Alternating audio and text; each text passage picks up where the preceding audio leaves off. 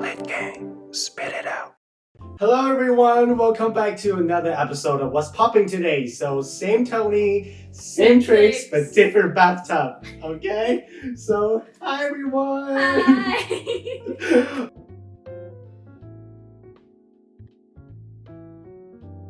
Okay, so the tagline of the series is gonna be the popping news during 1 month. And we're here today to give you guys a brief summary as well as our personal opinion. So how do you feel today? Because in the last episode she sat outside of the bathtub, right? And right now you are In the bathtub. Okay, Yay. so basically well, not really gay. Yeah, so how did you feel when you sit here with me in the bathtub? To be So honest, sexy. It's not that comfortable. Okay. But I feel really honored to be here with you today. Oh Really. my god, you're such a pageant queen. Oh my god. And speaking of pageant queen, let's dig deeper into the first news today. So I think that one of the most popping news in July is there were a lot of beauty pageants. And so I'm gonna sum up a little bit about some achievements of Vietnamese beauty. So Kim Duyên, Kim Duyên. yes, Kim Duyên, she became the second runner-up in Miss Supranational. So Miss Supranational is one of the 6 biggest beauty pageants in the world. Wow. Okay. And Miss Grand International 2022 will be held in Vietnam. It means the representatives of every country in the world will be here. Wow, excited. And mention a little bit about Miss Grand International. So there will be a dispute between Miss Grand Vietnam and Miss Peace Vietnam over the name, the Vietnamese translation, Hoa Hoa Binh. So both of them, yeah. It's Hoa Hoa Binh. Yes. And we also have, a new beauty pageant, Miss Fitness Vietnam. Oh yeah. Yeah. Lê Bóng and Yeah, some I know. TikToker, they participated in that. Yeah. And we also have already found the winner of Miss Universe Vietnam 2022. Yeah. So what do you think? But first, so are you interested in beauty pageants in general? I'm not. I've never been interested in that kind of thing, but I remember thinking something like another beauty pageant, because there are a lot of them. Yeah. And I can see them not every single day, but every once in a while I see another beauty pageant. So it kind of makes me think is it really that important? The beauty outside. Well, it's obvious that the beauty pageant, they also need to have a morality and also the good education. But however, the thing that we're focused the most on here is beauty, which is the outside. Yeah, to mention a little bit about what you have just said about there are a lot of beauty pageants in Vietnam. So it reminds me of an article I accidentally read on the internet that this year there were 35 beauty pageants in total, but there were only 25 of them were certified by the government. So it means there will be how can I say, a beauty pageant, beauty queens outbreak, something like that. Yeah, in Vietnam, some kind of inflation or something. Beauty inflation. Yeah, beauty inflation.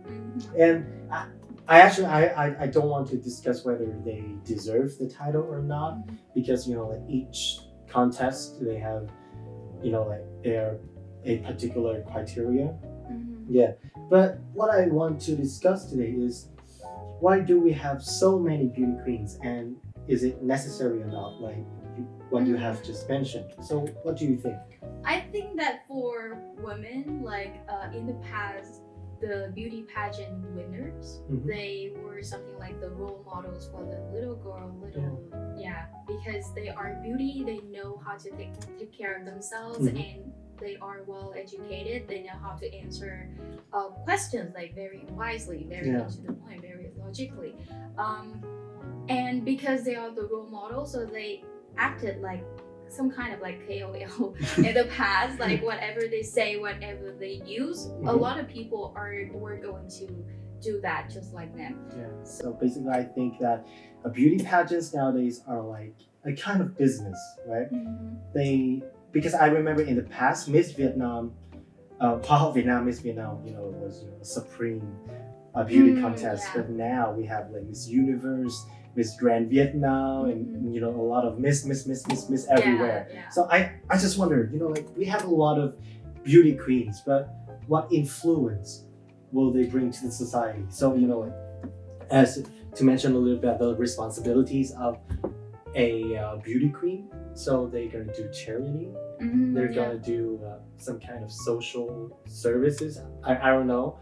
But basically, that they will use their influence, their impact to like spread the positive energy or something like that. But there are a lot of people like that. Yeah. And each competition, they have their own criteria and their own purpose. So I don't see any difference, and I don't see any reason why we need to have so many kind of beauty pageants like that. You said that there are a lot of people doing charity, right? Yeah. So beauty pageant, they are just one of those people, but they are, how do I say this? They are more appreciated than those other people because they are beautiful. Yeah. They Yeah. have So a title. beauty with a title. Okay. Wow. But do you think that in the future there should be only one beauty pageant? Because instead of investing too much money on like a lot of beauty pageants, like especially the crowns, like they're so expensive. Actually, I think in the future there will be no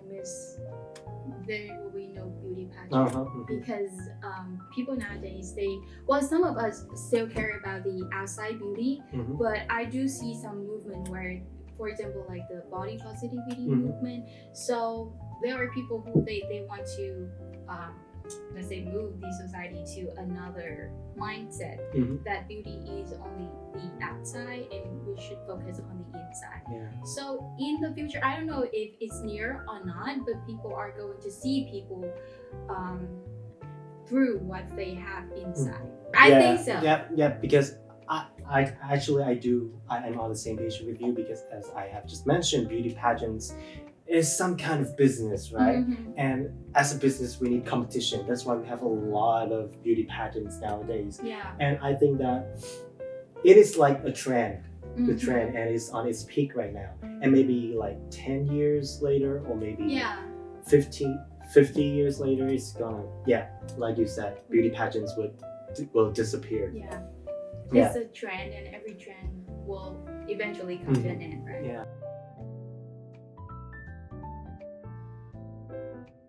So we are talking about beauty pageants and showbiz in general. I just want to mention about in Vietnam recently, in the last month, there are many comebacks of artists. Yes, artists in quotation. And the most I think that controversial one was the new release of J97 Jack. Okay. Yeah, Jack. Yeah. The weekdays. don't be such a spoiler. His new release name was the scandal of the music industry. It was Ngôi sao cô why đơn. don't you say it? Ngôi sao cô đơn. Because you It are was a copy. Yeah. So it's like he copied The Weeknd's. A knockoff. Yeah. I don't remember the name of that song. Blinding Lights. Yeah. But what I want to say here is that it went viral on TikTok. Yeah. So back to the thing that you, Steph, and I discussed in the previous episode, that the Vietnamese audience are too easy to forgive. I mean, like, okay, so he had a lot of scandals, which is morally wrong. And in this comeback, he copied one of the most famous songs of one of the most famous singers in the world. And you know what? It went viral on TikTok. And I think that because we have those kind of audience, so I think that he still benefits from the song, right? Yeah, and in the future he still use this kind of strategy to promote himself, to cover up all of his scandals. something like that. So basically, like I don't consider myself. Of course, I am not an artist, but somehow I do some kind of creative things like that, and I really, I have to. I really look down on those kind of acts like that. Okay, so I also have a news. I don't know if you know it. No, I don't know if you knew it yet. But Chibu is about to come back, and this morning when I started Facebook during my work time. I'm sorry. So I also saw the poster of Chibu. She's gonna star in a new movie. So basically, she is about to have her new release, and she's about to be in a movie. So basically, she is back after 2 years. Enjoy her moment in the States. Yeah, enjoy her moment in the States. And I also read an article on Facebook that of course that it was in a sarcastic way, that she is a very persistent artist, because after receiving a lot of shades, a lot of hate from the audience, she still pursue her career as a singer. Okay. But so do you support netizen, or do you support Chibu? Oh, well, I think that because somebody once told me that music was objective, so that means maybe that I don't find her music captivating and interesting and talented, but somebody will, and as long as her music can make somebody feel something, then it's good. And if I don't like her music, then I should just not listen to her, and that's the end of the story. Because I have just mentioned that that Facebook fan page described Chibu as a persistent person, but I do see the hard work of Chibu. Yeah, me too. Yeah, but in the previous single, she did improve to the audience that her vocals have improved. But I think that to some extent people are too harsh on Chibu, because I just want to remind you the case of Chen Du-ha, which is one of the most famous divas in Vietnam. So she used to receive a lot of criticism because her voice wasn't really special. But month after month and years after years, she improved a lot, and her vocal techniques improved a lot. Yeah. Yes, and now she's one of the top divas in Vietnam. And another case is Hong Ha. So in the first, first years of her career. Yeah, during her first years of her career, her voice, I have to say that it was terrible. But now, I think that she can hit the high notes, and her vocal technique has improved a lot. So which means that people should give singers the time for her to prove herself. And maybe I don't know, just who knows, maybe this single is gonna be a slap to everybody's face. Maybe her vocal has improved a lot. I'm saying here, not because I'm not a fan of Chibu, and this series is now sponsored or powered by Chibu.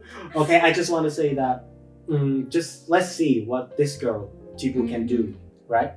And yeah. And I think the funny thing here is the people who criticize Chibu, maybe they don't really hate her or something, but because there's the trend in Vietnam where everybody's hating on her, so they just kind of follow the trend.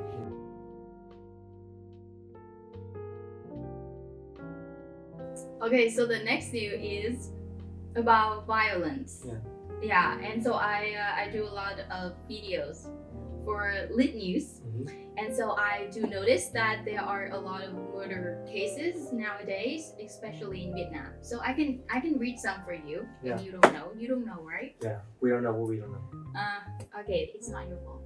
Here you go. So some days ago, a headless body of a woman was found in Hai Phong. Headless? Yeah, headless. Oh yeah, my exactly. And the murderer was her boyfriend. And then a man stabbed his brother just because his brother played the music too loud. Oh my god, I'm sorry, but... I know, it was stupid, right? Yep. A few days ago, a dead body was found in Tolik River. Yeah, I know that case. Okay, so do you think that these cases Do they remind you of something? You know, like especially the first one. The first one. The first one, you know, like when you said about the headless, headless dead body. I was, you know, it reminds me a lot of movies, you know, violent movies, or something like that. Because oh my gosh, headless. I know. So I think that the movies have a lot of things to do with these kind of cases because I see that in movies the murderer, even when it's not a good thing, right? Like he's a murderer. However, the motive is justified because he was suffering a lot and he was also the victim. And I'm sorry, but you know, like the audience also really enjoy to see those kind of scenes as a form of entertainment. And I think that somehow they, how can I say, they worship those kind of things in movies. They think that it's cool, violence is cool, and while I have read somewhere that, you know, like violence and doing bad things to people, they have to do with our psychology. Like as human beings, we actually like violence. That's why sports like wrestling and soccer and those kind of sports are really satisfying to watch. So I think that the violence in movies really has something to do with these cases. It's just, but you know, like, it makes me really, it really creeps me out because, you know, like nowadays people can kill someone so easily without, you know, like, I mean, like consideration, I don't know. But for example, like when I was in university, I used to do a project about some kind of race room, so people will smash, you know, like emotionless objects in order to, you know, like to reduce the stress. And now instead of smashing those kind of objects, they smash people. So cruel. I think the reason why like the violence has become a thing in Vietnam is because we have a lot of movies coming from the Western countries. However, we do not like fully import the things that they do in the Western countries because I know that they do acknowledge violence in movies in their country, and that is why the range rooms, there are a lot of them in the USA, as I know, in order to reduce the cases, the murder cases, in these kind of society, in this society. What do you think that we can do? It's really hard to tell because if I know that, I would write the letter to the government and hey, you should do this and you should do that to decrease the cases. It's really hard. But do you think it has something to do with the education, not like in school, but like in education about society, how we should deal with things, how do we control our emotions, something like that? Yeah, that is a really good point that we can do because, you know, like education is the root for everything, not just, you know, a school, family, but, you know, society as a whole. So I want to hear more from you because, you know, even though I'm older than you, but relating to these kind of problems, I have no idea. Okay, so I think because killing somebody has something to do with our mind, our nerves, and also how we deal with anger. And I just don't think like the government, the education, people who are in charge of education, they acknowledge the emotions, like the mental illness and also the like anger issues. I should just mention a little bit of mental illness. So it reminds me of another podcast series of Etc. Have a Sip. So in the latest episode, it is said that adults are, you know, like they don't want to accept the fact that they have the problem with their mentality.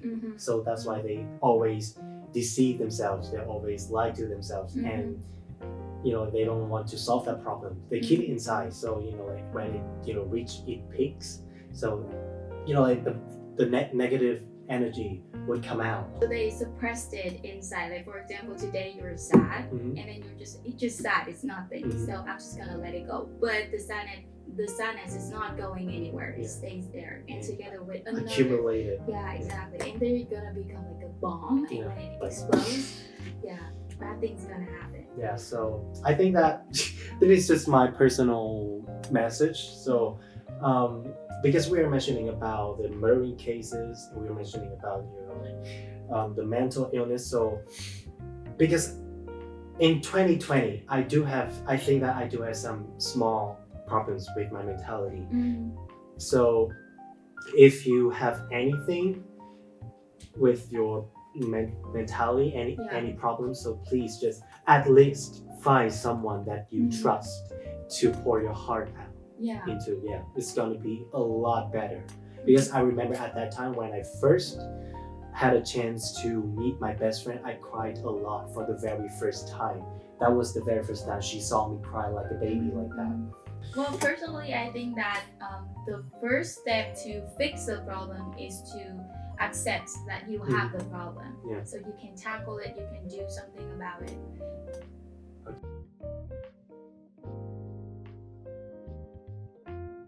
Okay, so as a tradition of what's popping, so the last news will be about international situation, something like that. And I think that the most popping issue nowadays is monkeypox.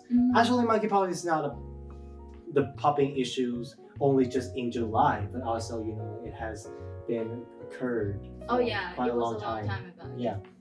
And actually there is an outbreak worldwide. But I think that we're not gonna talk about what it is or the reason behind it. And I just want to mention a little bit about some report of WHO, which is World Health Organization. So it is said that 89% of monkeypox cases so far are in gay or bisexual men. And they also said that men who have sex with men, it means like man-to-man sexual intercourse, are at higher risk of infection for monkeypox. So I just want to ask you a little bit about man-to-man sexual intercourse. So what do you think it is? Or what do you know about it? Or have you ever observed it before? Okay, so I'm gonna answer question by question. But the first one I'm gonna answer is I have never seen man-to-man intercourse. Okay.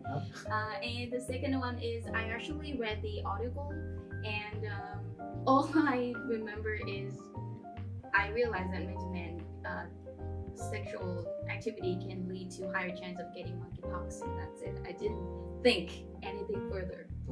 That's all I care about. So to me, I think that this kind of announcement is a little bit discriminative, because they point out that man-to-man sexual intercourse, and they point out that gay and bisexual community.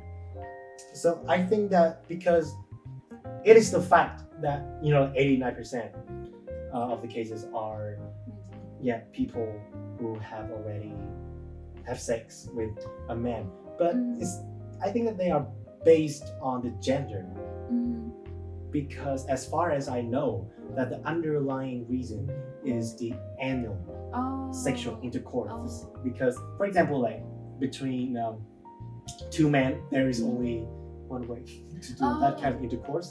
But for example, between a man and a woman, apart from anal, like we have like the seven.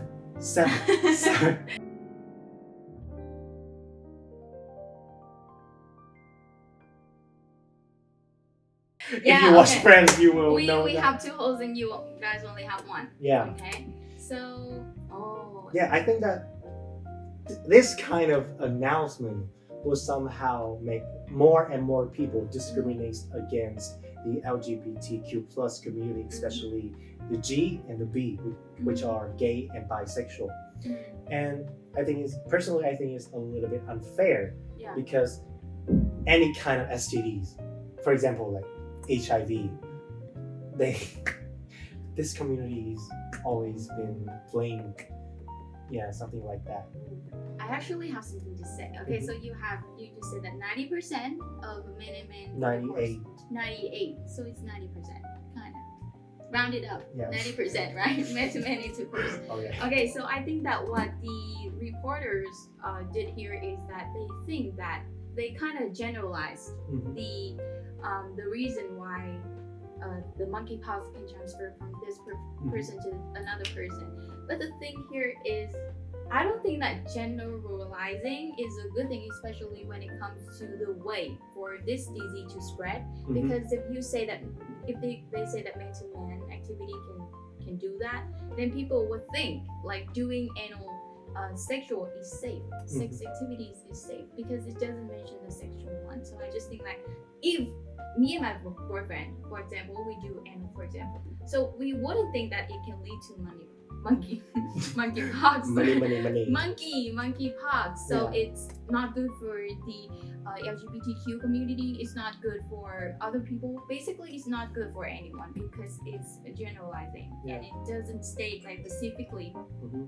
So okay, so basically that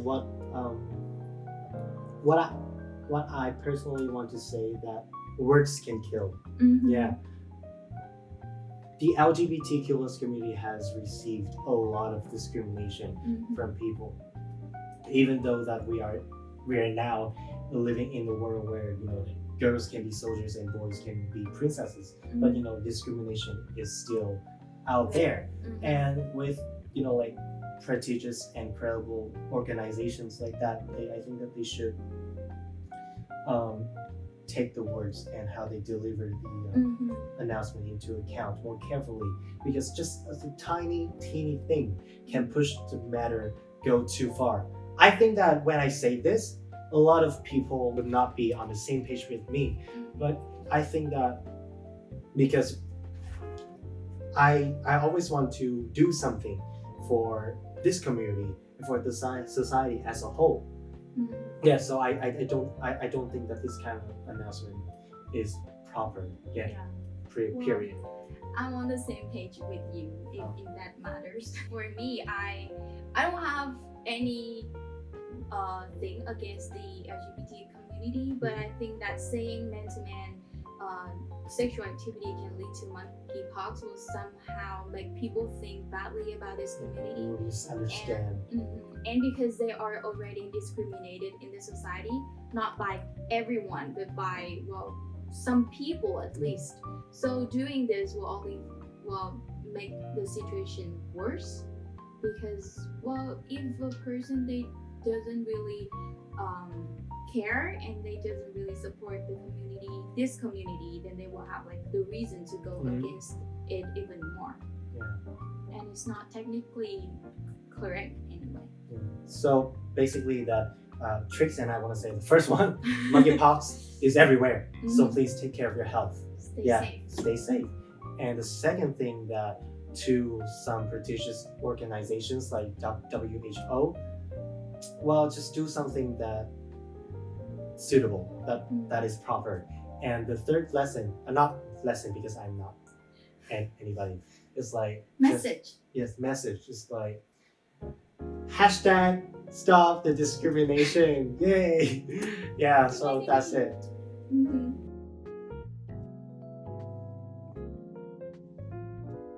Okay, so that's the end of today's What's Popping episode, and I hope that you guys have fun. Okay, and if you want more from Lit Gang, so don't forget to subscribe to our YouTube channel, and there will be an audio version of this episode What's Popping in the description box. And of course, please follow, subscribe to every social platform of Lit Gang, including Spotify, YouTube, TikTok, and Facebook fan page. And now, Trix and Tony, mic drop out. Bye. So chaotic. Okay.